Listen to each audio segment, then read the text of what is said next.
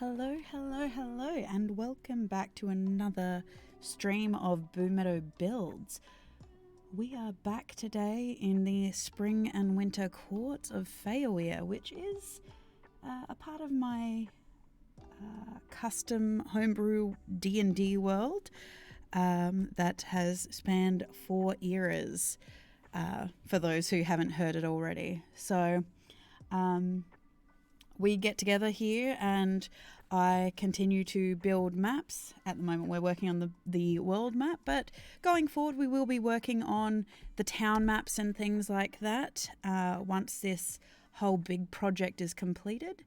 And so if you like what I do, feel free to follow along and turn on notifications so you know when I go live.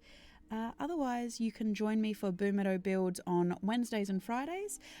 But if you like other things that I do, I play Little Witch in the Woods and Garden Story on Mondays, Tuesdays, and Thursdays. If you like more of me, you can catch me on Catch Up on my YouTube channel, which goes by the same name, Boomeadow.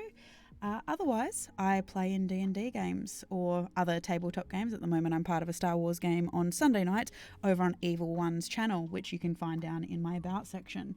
Otherwise, let's jump in and start working on this world here that you can see.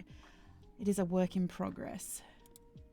So on Wednesday, we actually finished up working on the autumn and winter section of Feyawyr.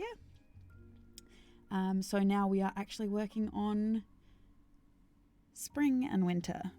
So we managed to add in some Finger Lakes, which you can see on screen there last Wednesday, should I say. I do have a bit of a longer stream on Wednesday nights. So yes. Okay, so what am I doing here? I think for a start, I'm going to start putting in the territory so I know what we're working with here. So at the moment I've had them as red. Okay, so on the winter map that has come over on the left, the divide there. So with that in mind,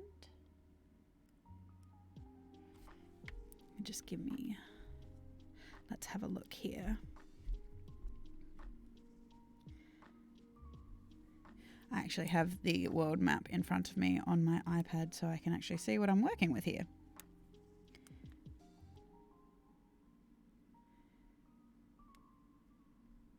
How is everyone today anyway? Hope you're doing well, feeling rested after sleep, caffeinated, or getting ready for bed wherever you are in the world, obviously.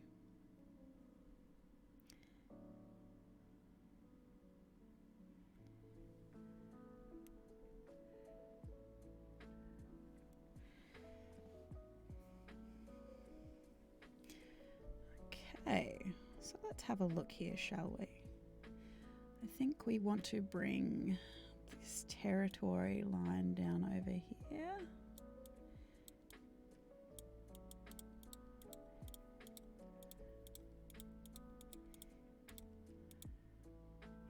The question is, do we want to add this island? No, I think we'll...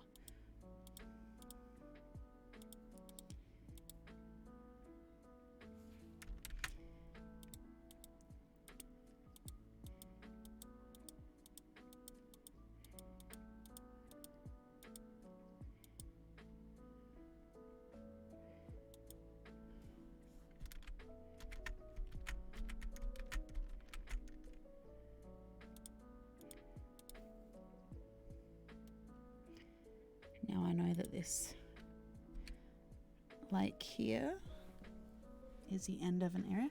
Hi, Evil One. How are you today? Are you having a wonderful day so far? Is it at least sunny where you are? It'd be nice if it was warm.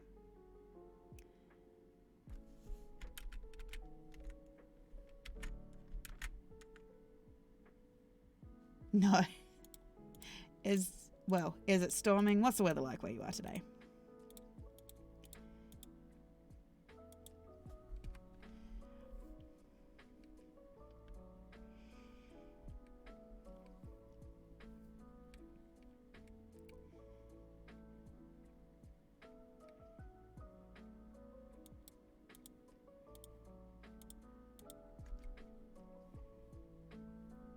Raining. Oh, that sounds like fun. Is it cold rain? Hot rain? Warm rain, should I say?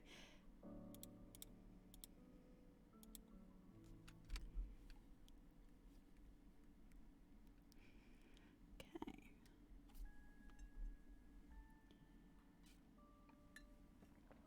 Nice day for rugging up then and doing some work. Catching up on all of your game stuff that you've been preparing lately. You've got a couple games coming up, don't you? If I've got that correct.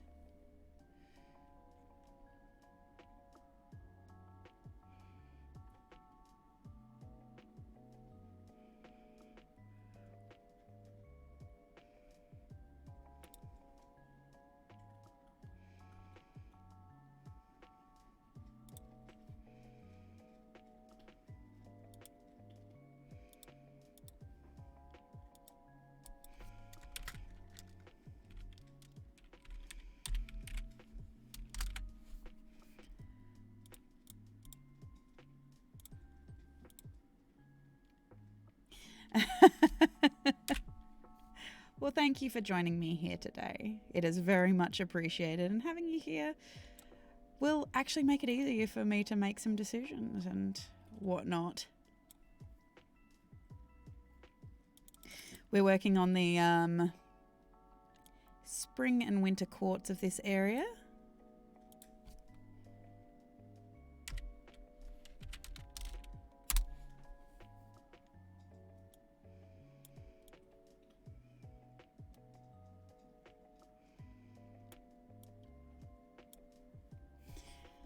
See, I'm in a bit of a dilemma at the moment, actually, because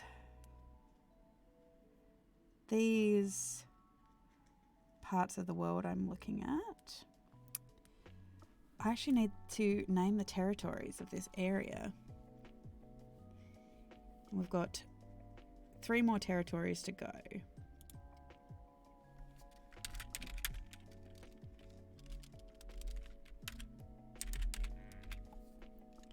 Now I'm going to have to change the sizing of this font, which I'll do after I check it on the previous map so that it's all consistent.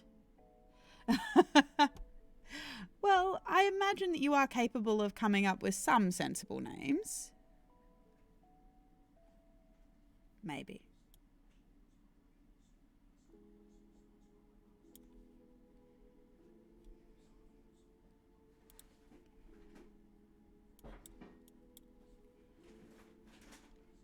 Nope. No sensible names here. How dare we? Hello, hello. Yes, how dare we try to come up with sensible names?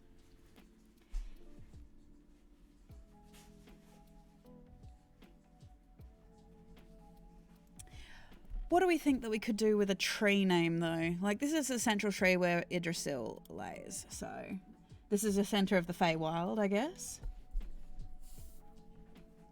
Do we want to go on the nose and literally call it Tree Home?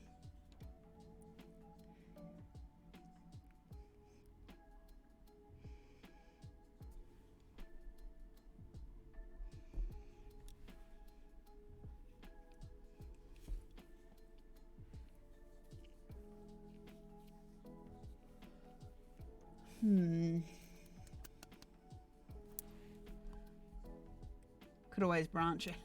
Oh, really? We Nice. Branching out. Yes, we could.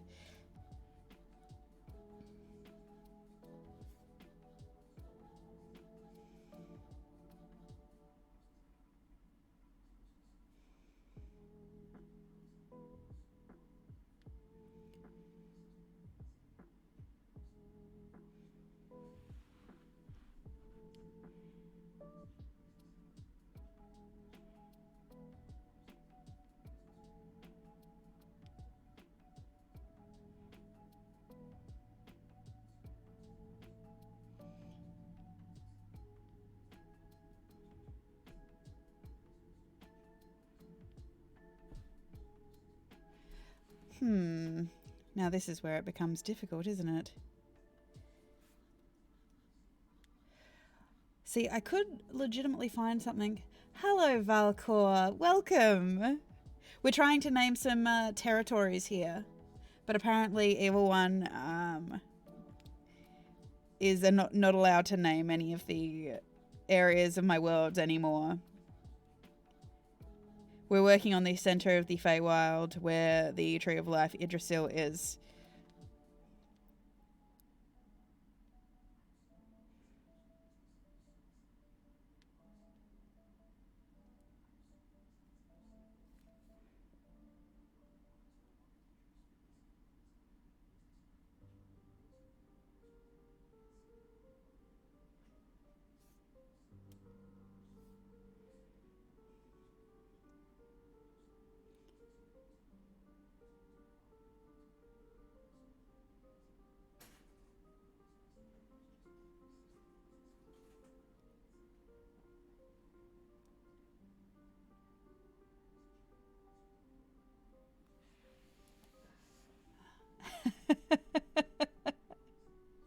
I don't know what you're talking about. You're not here at all.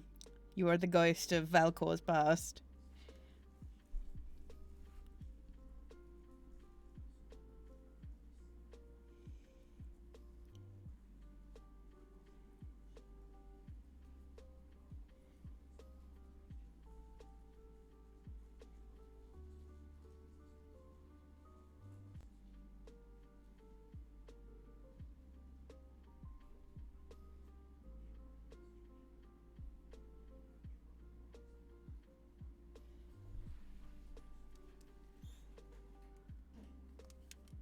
You home, Arborea. See, I like Arborea. That's actually a really good one. I'd never thought about that.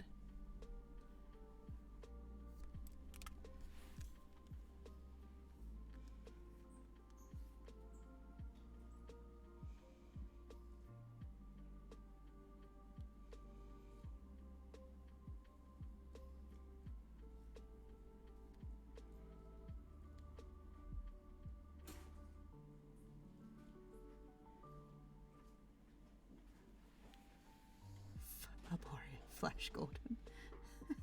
See, these are all good options. I like these options.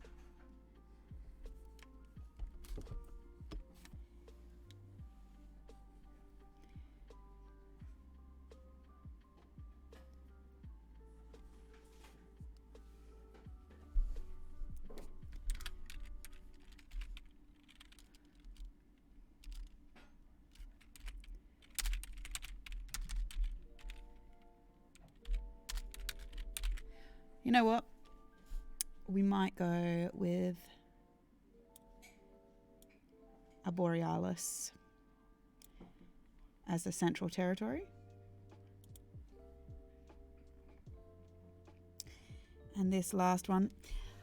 On my original map, it was called Rowan's Pass, but I don't know if I want to call it that. This is a desertous area, which is... I don't think it is going to be desertous. I think in this version it's actually going to be more foresty because this is the heart of spring.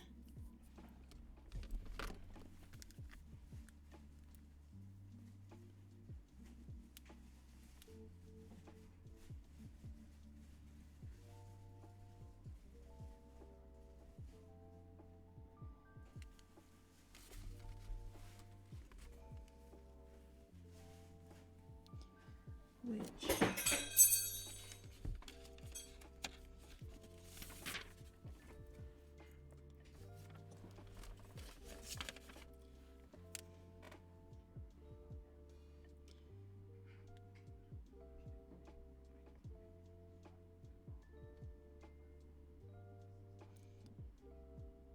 I think I have a good one for this actually.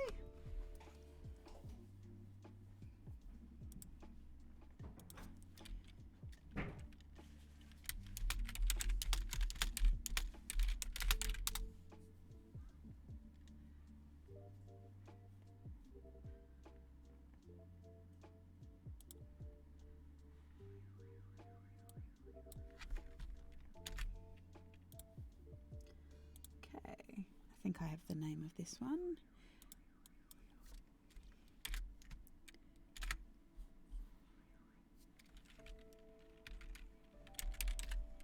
Vardomin.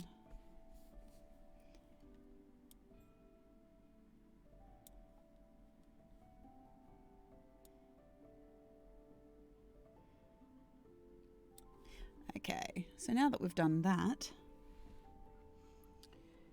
get to go through and put in all of our human towns.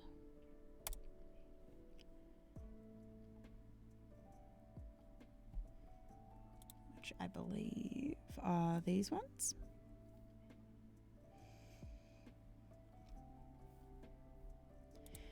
We've got to change the filters on it so that it is going to be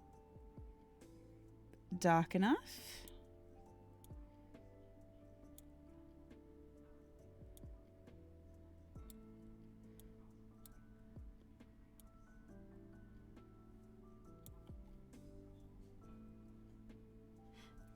We'll talk to you later, Valcor. Have a good time wherever you are.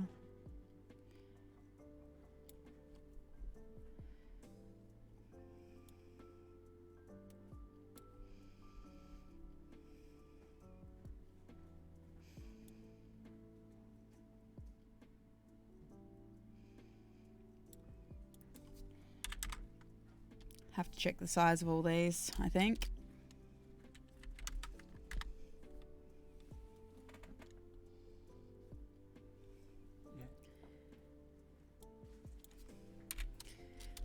I hope you're all managing to stay hydrated today as well. Water is your friend.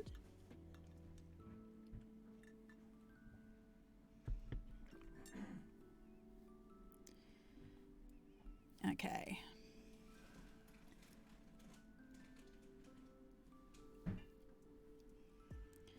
I've actually got to fill in all of these little bits and pieces where there are, where I did not fill them in properly, so there's actually lots of little gaps, which were probably covered with trees once upon a time.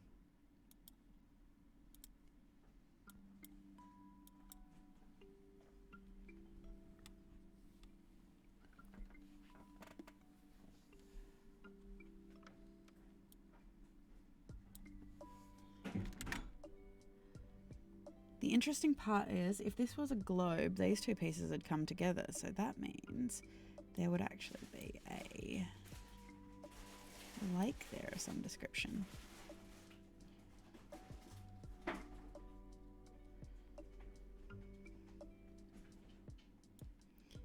Which I might, just for the sake of this, fill it in.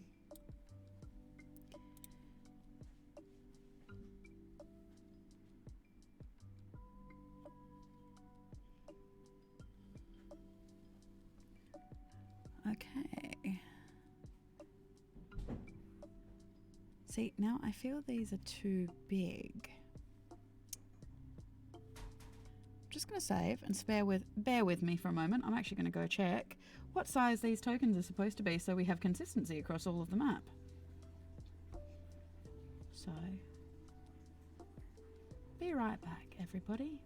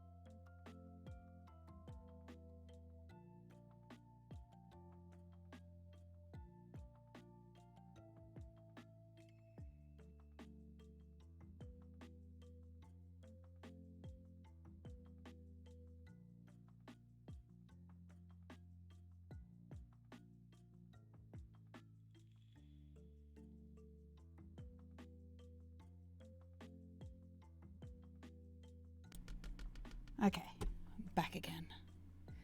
So after doing some research, all of this text should apparently be 47.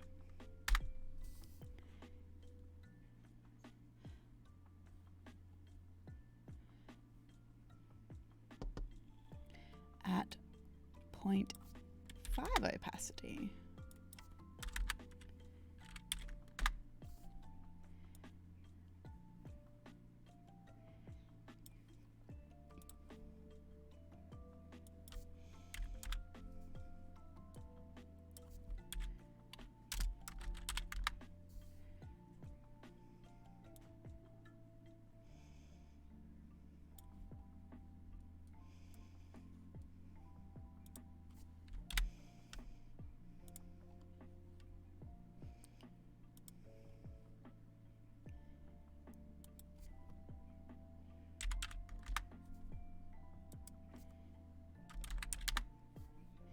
Which is helpful to know.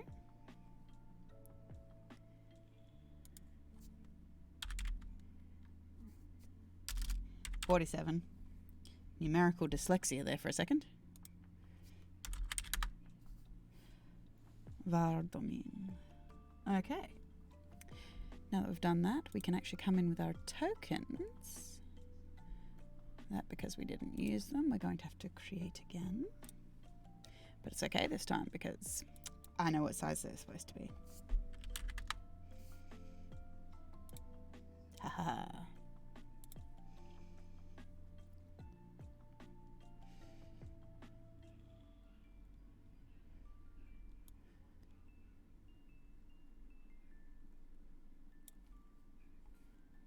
I have to make them bigger so I can see what I'm doing color-wise first.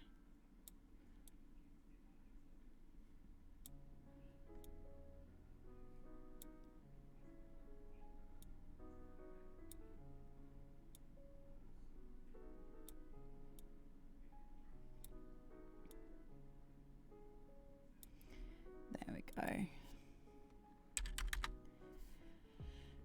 Now,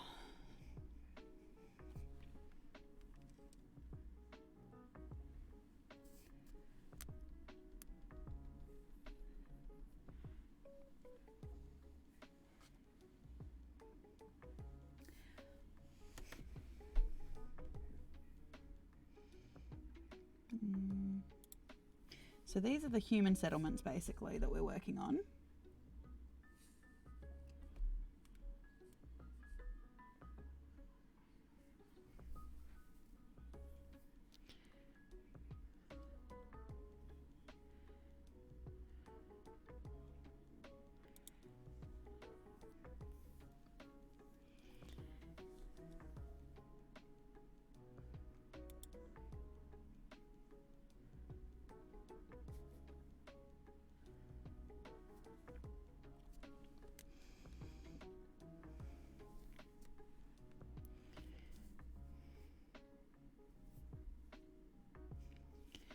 So where are we thinking are good places to put some towns?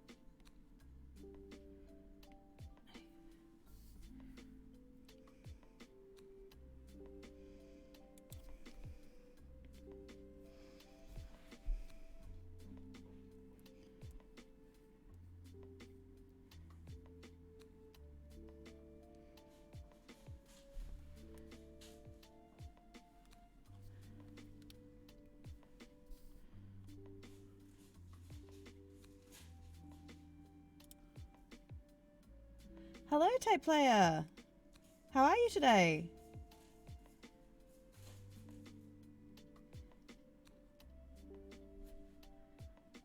Just making some more of this town map. Well, town map? City. It's not even a city. It is a world map. I hope you are doing well today.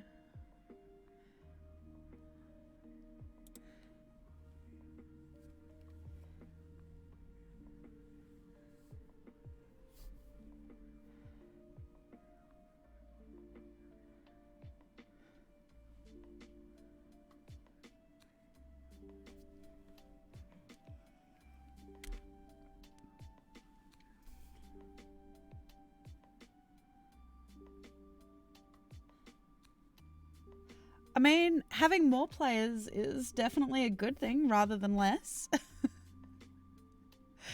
Why are you panicking with that, though?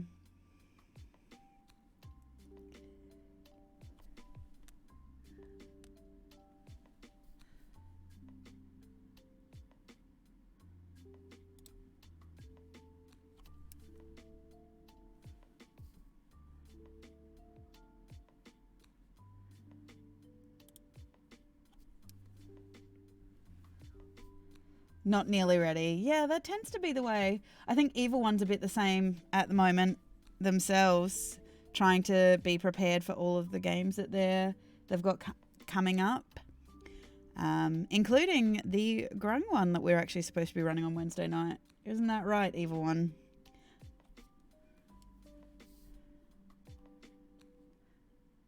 See if I can coax them into joining the conversation. Thank you, by the way, for also following along with Evil One's channel. I hope that you will enjoy the content over there as well. It's the stream side. Yeah, this whole streaming thing we've started to do is a lot different than what we're kind of used to.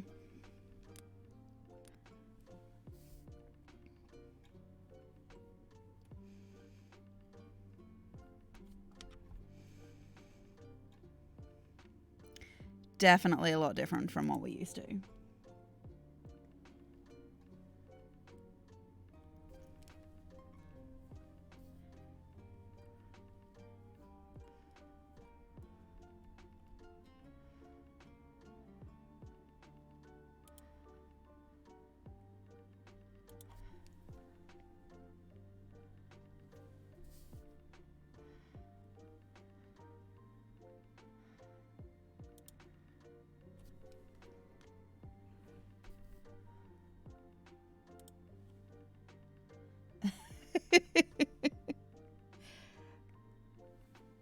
I don't know which one you're more concerned about, to be honest, whether it's the Grung game or Vampire the Masquerade, which is fast approaching. See, I like the prep side of things. I like this because it's calm. The minute you add players to it is when things start to get a little more hectic.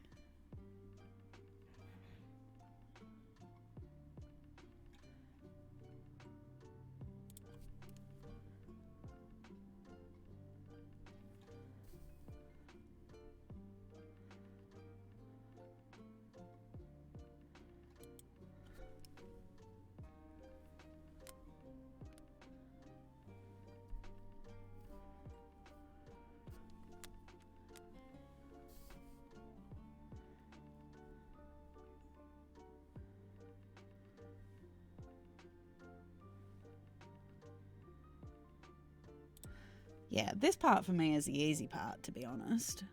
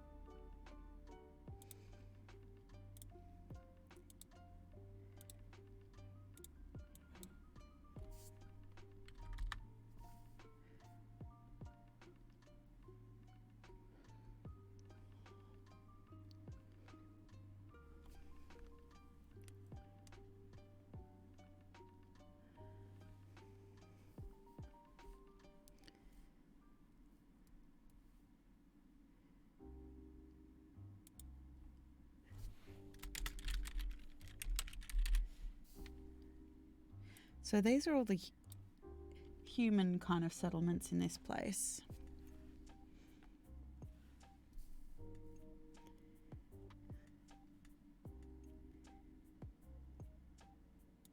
Actually, you're where I wanted to have Coalfell.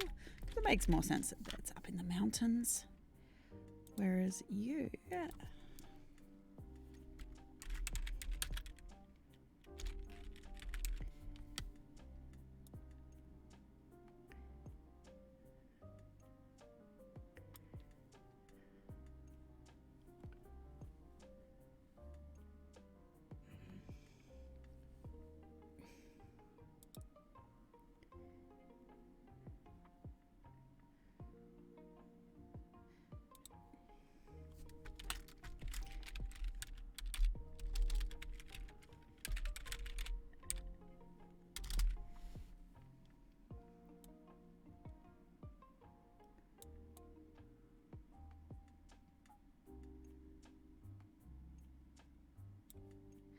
I mean, if your game's in 2 months as well, though,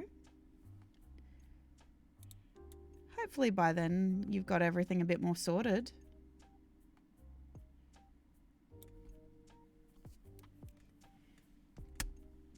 Everyone has their own different process for how they prep, though.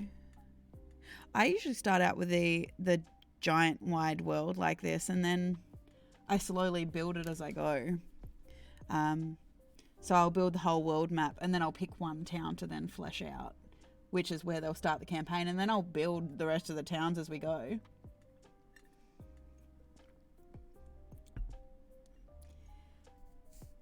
Have your players managed to get all their information to you yet? Because that certainly helps things.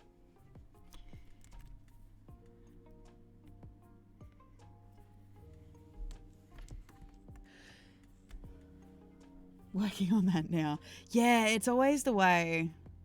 I don't know about Evil One, but waiting for the players to actually get you stuff is the part that kind of takes the longest. Because you can kind of... It's easy. I don't know about everybody else, but I feel it's easier to plan stuff when you know what your players are aiming for their characters.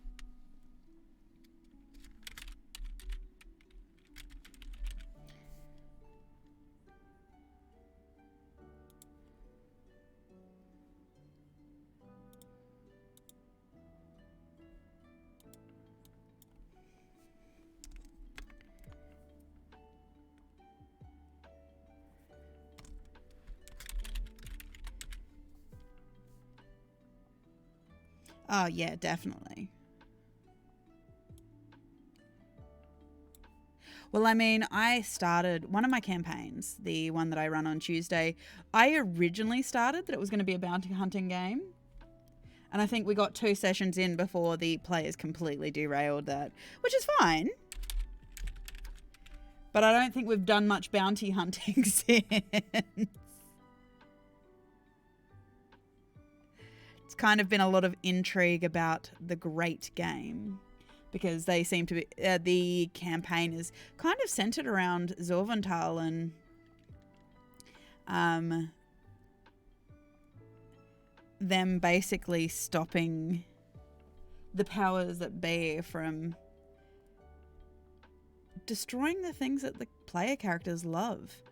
They've realized that Zorvental is a big part of their world, and they are some of the privileged few that know that the gods are literally manipulating them and have manipulated like certain clans and things like this for years as they have squabbled over territories. One of the players in particular, Evil One's character, his clan is a clan of assassins basically that believed that they were given their assignments from the god of fate and they would undertake them, but they have since found out that that has been a huge manipulation, that it is literally whoever it suited them to win parts of their territories and things like this. So I believe their current plan is to essentially become a player in this game, or being able to have a better say in the game, and I'm not 100% sure what their overarching idea is, what they're going to do with it, but you'd have to ask Evil One, I guess. But they are approaching a completely different god who is not participating in the game, and actually, I believe, approaching them to allow them to become their spokesperson in the game, so they can essentially game the game and, you know, free their clan from that outside influence.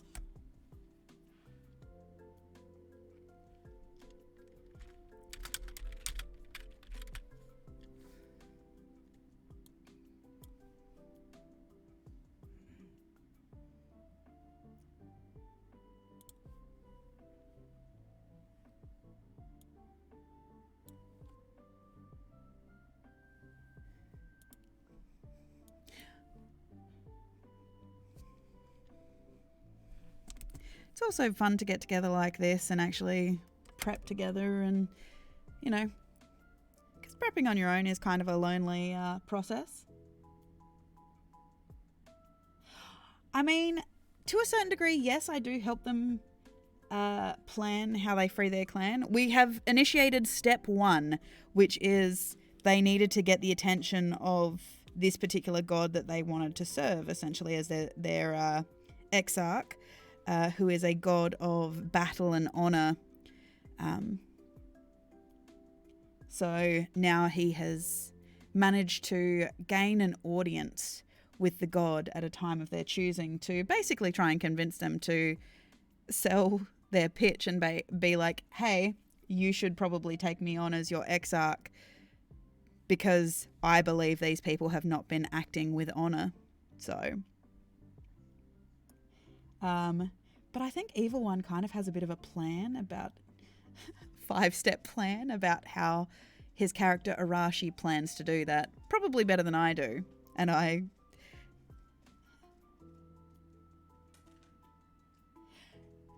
yeah, it's not the first time I've kind of made mistakes on my own part of DMing, like pushing too hard in one direction or another.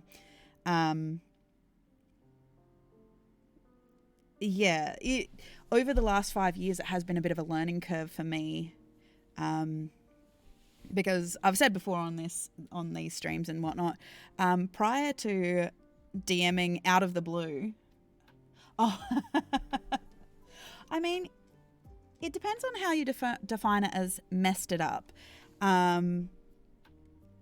Because definitely the dice can definitely decide that things will not go your way. And that's a thing as well. I mean, my players do like to surprise me at times with what they want to do. But I have, learned over the last 5 years to just keep touching base with my players and be like, hey, what is your overarching idea that your character wants to achieve? Because as their characters go along as well, like... characters grow, and the adventures they go through do change things for them. So originally what they thought was what they wanted might not be where their character ends up, because their character gets driven in a completely different direction than they had originally anticipated, which is also really nice to see too at times.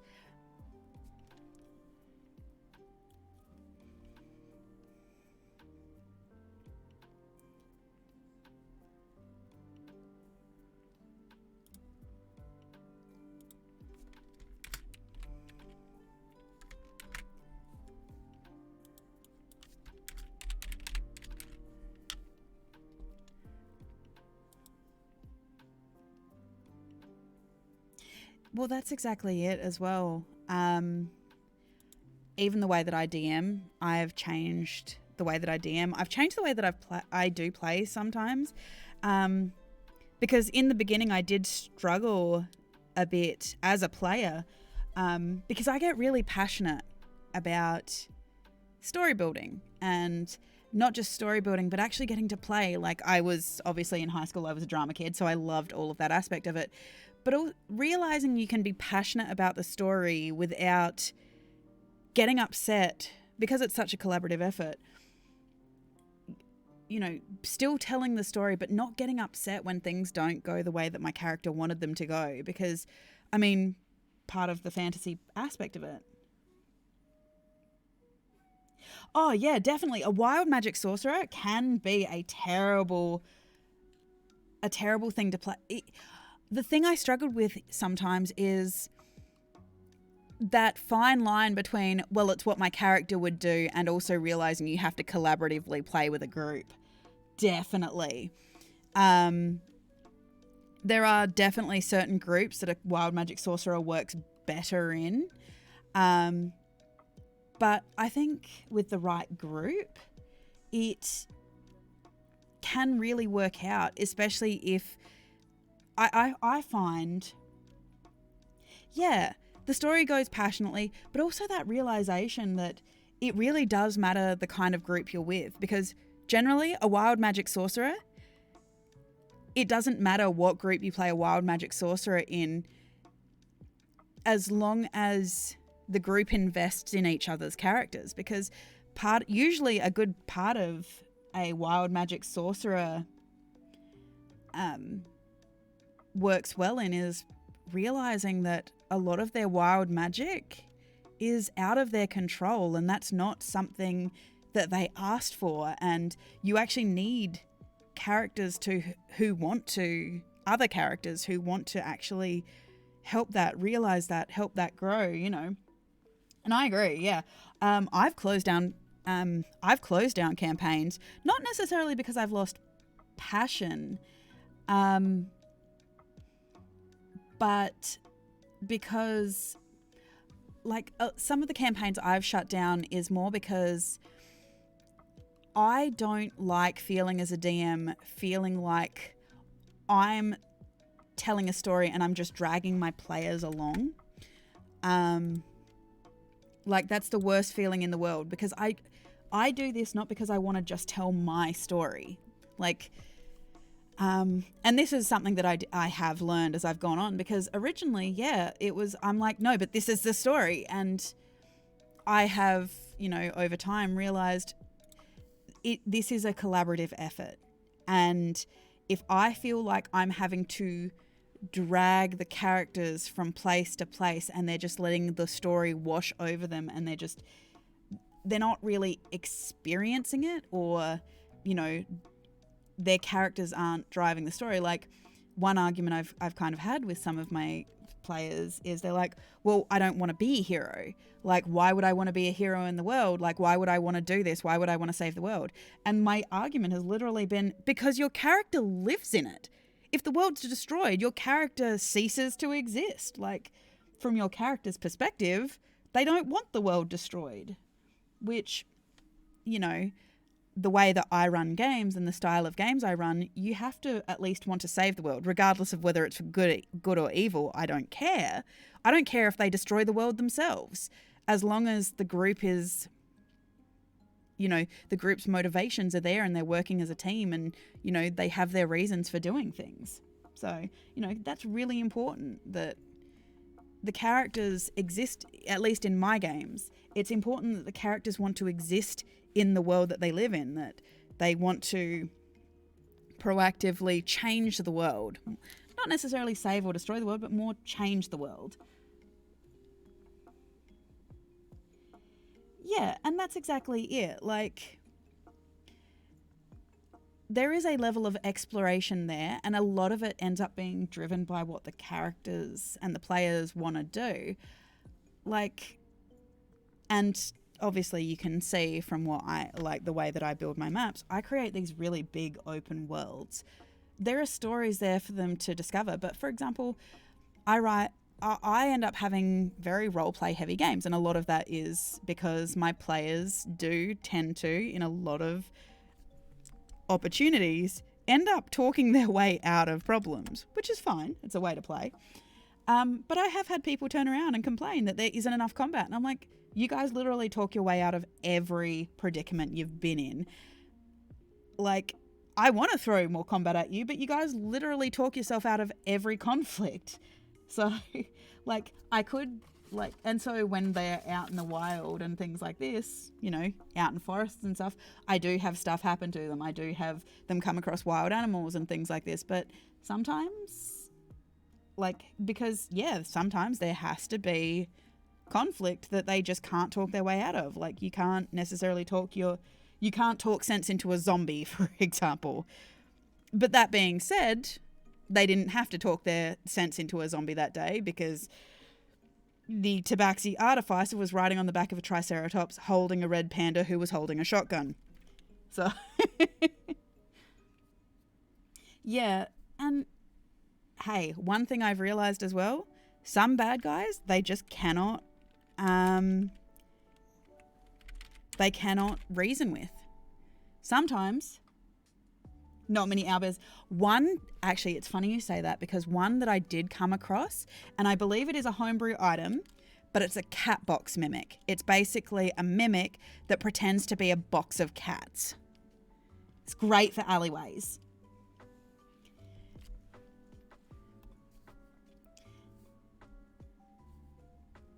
Yep, cat box mimic.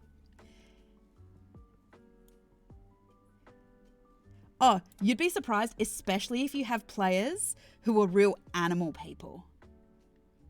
Definitely go for it. It's not even my original idea. I'm pretty sure there's some, I know that there is some wonderful artwork out there that accompanies this. But yeah, search up the Catbox Mimic. I cannot remember who created it originally, but it is a brilliant thing. Like, not only that, you've got like your rat king, rat queens, you know, your sewer kind of creatures. You've got in sewers, think about all the stories of the goldfish and things like that were flushed down the toilet that's now mutated. I also, depending on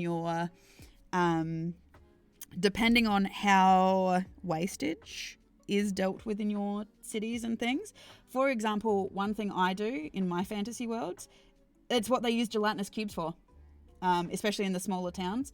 They basically have gelatinous cube slime wranglers, and they basically direct gelatinous cubes around the sewers and things like that, or around the streets that just go around cleaning up the streets and stuff after dark. And they obviously have the wranglers there to make sure that civilians aren't, you know, especially if it's like a town that doesn't have a set sewer system and they just roam the streets kind of thing. They have wranglers to make sure people don't get involved with them. But, you know, occasionally the gelatinous cubes might get away from them. Or I think in one town I had the Slime Liberation Front. Yeah, so the Slime Liberation Front, they believed in the autonomy of slime and cube creatures, and so they actually broke into the housing facility of the gelatinous cubes and tried to free them. Thus, the players had to corral a whole heap of gelatinous cubes.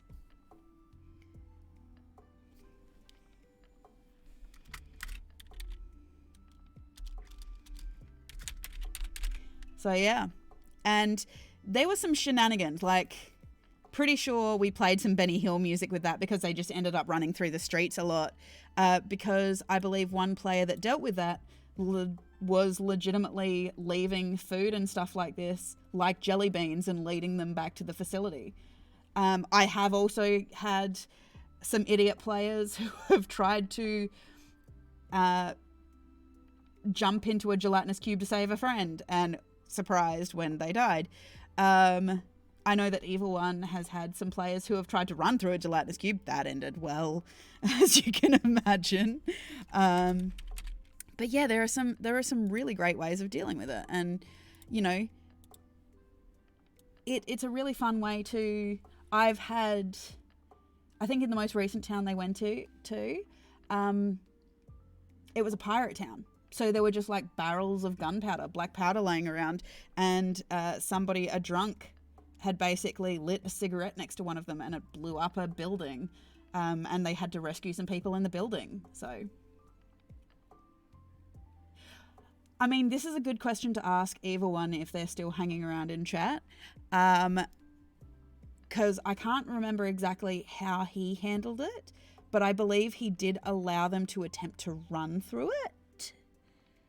Which I think they did run through it, and they survived but then I think they felt like because they were going through a passageway or a corridor or something like this, they did manage to get through the gelatinous cube but the room on the other side was full of ropers because it was a dungeon-esque kind of thing. So I don't remember exactly how that went for them.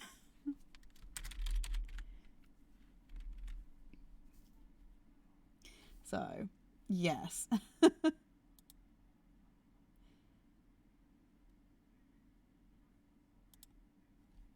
Yeah, not well. There you go. But I can't remember exactly how he said he rolled for that though. So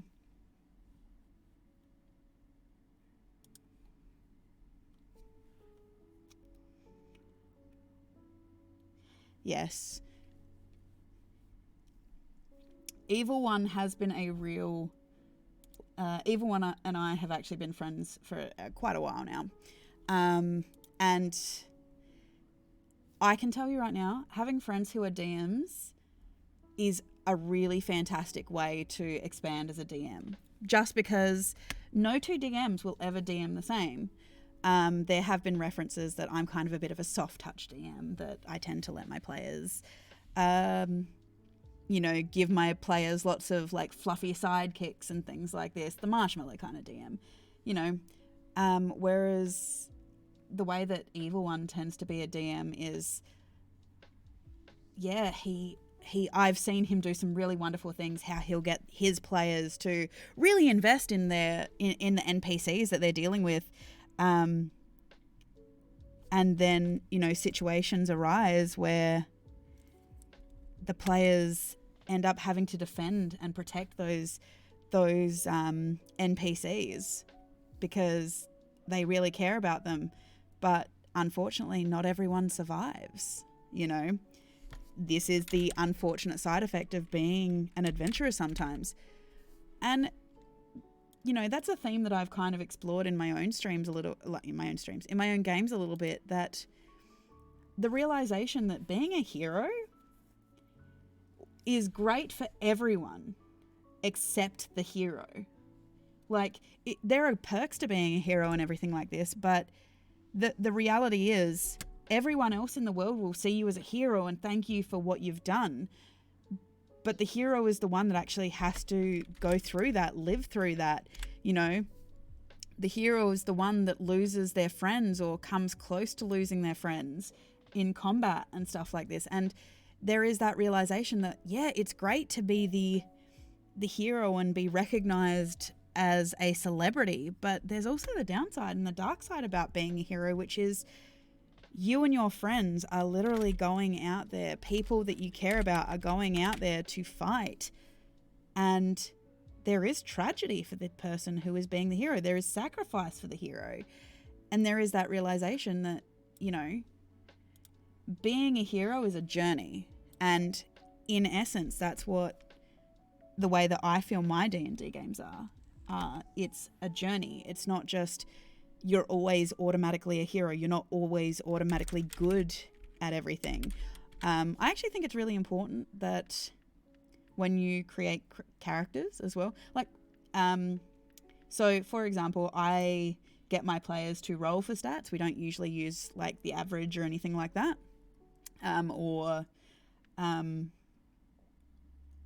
We don't really do that. We actually get people to roll. And depending on the game, I will usually get them to roll 4d6 or 5d6, depending on how heroic I want them to be.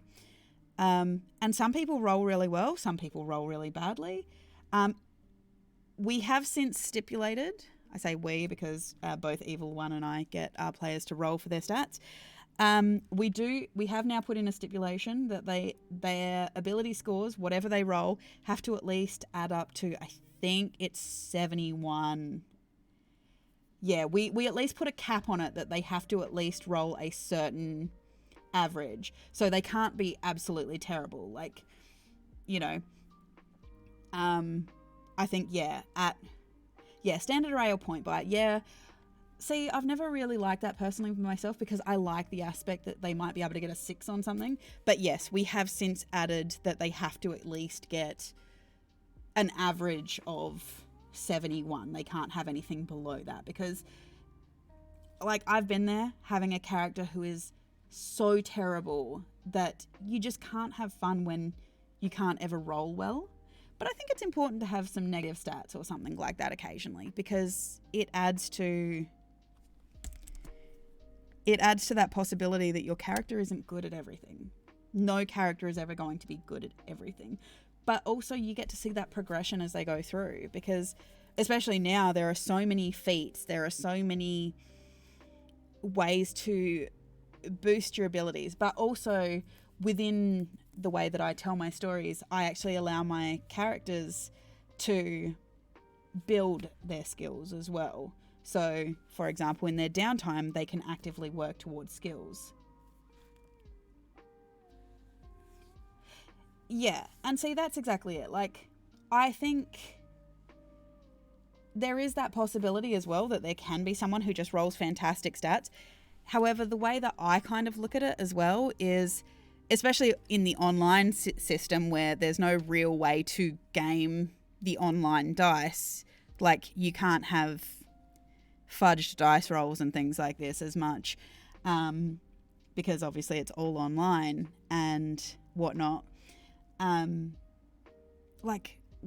have experienced that you can have a character who rolled really, really well, but then once in game, because it's all online and they can't like have a dice that is weighted or something like that, they might roll terribly in the game. It doesn't matter how wonderful their stats are. A nat 1 is still a nat 1 in my game. And I obviously run the rules that a nat 1 is an automatic fail, whereas a nat 20 is an automatic success regardless. But with nat 1s, it's not necessarily well, you failed and now I'm going to punish you. It usually has to be 3 or 4 nat 1s in a row before there's some kind of like serious consequence, like a broken weapon or something like this. Because the reality is the characters are all still professionals. Like a fighter is somebody who knows how to use a sword. So it doesn't, you can see that a nat 1 could easily be that, oh, well, they've been fighting for a while, so they're exhausted, they're weary, so maybe they missed. But, 3 or 4 nat 1s in a row, then there has to be something, else that's gone on there, which those situations are really, really rare situations, or at least they have been within my game. So, that being said, I can see why people like standard array or point buy because it keeps the playing field, I suppose, fair for everyone, I suppose, because it just depends on how they build them and stuff like this. So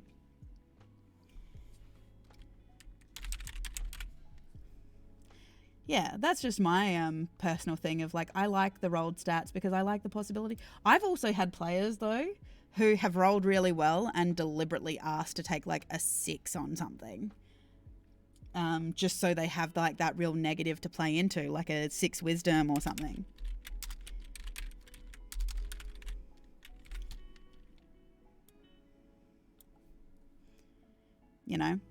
Because every players are different and stuff. So I myself have rolled really, really well and played a level 1 character who had a 20 in charisma,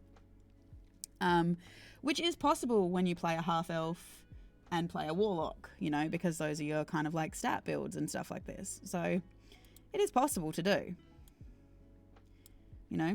but then when in game, I rolled terribly. Like, it didn't matter that I had that 20. Oh, yeah, definitely.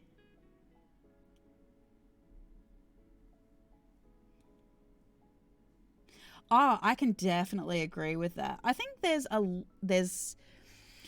with some of the rulings and stuff that have come out in more recent books, it's a bit harder for the characters to be as bad, but also I do also have things in play that, if a player is really, really, for whatever reason, not enjoying their character, I do give them the options that they can actually change their characters.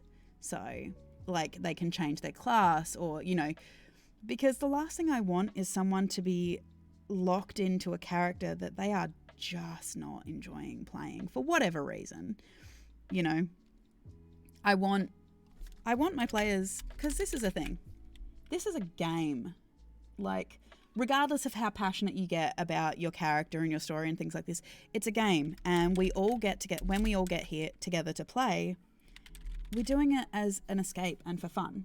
So if you are showing up every week dreading having to play your character because you are just not enjoying it as much as you thought you would, like, I believe that you should be able to talk to your DM and go, hey, I am not enjoying it for this reason. And, you know, finding a way to either, if you don't want to dump the character, finding a way to make that work and things like this, or, you know, because no one should be forced to play a character that they're just not gelling with, I guess. But maybe that's just me.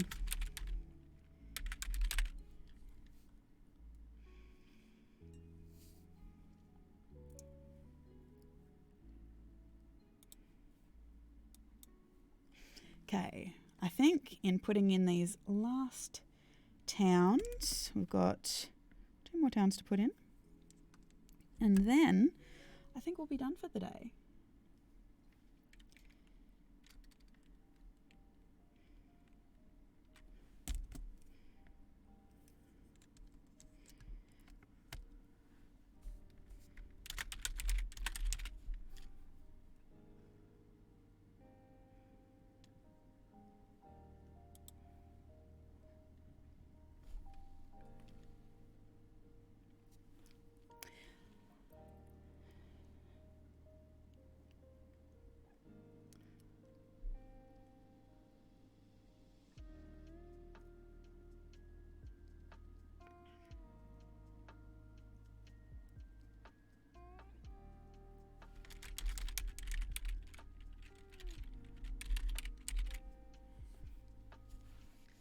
Alrighty, so there we go. All of the human towns are in so far.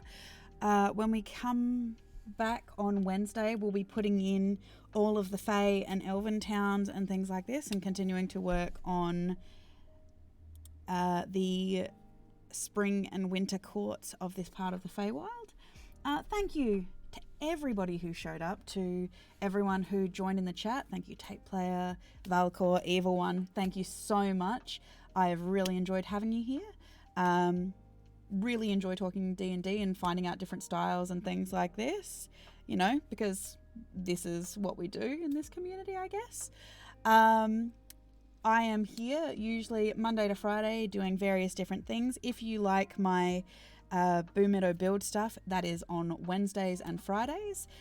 Wednesdays will either be in the morning from 10 till 11, or in the evenings from 8 until 11, because we're doing it on a fortnightly basis.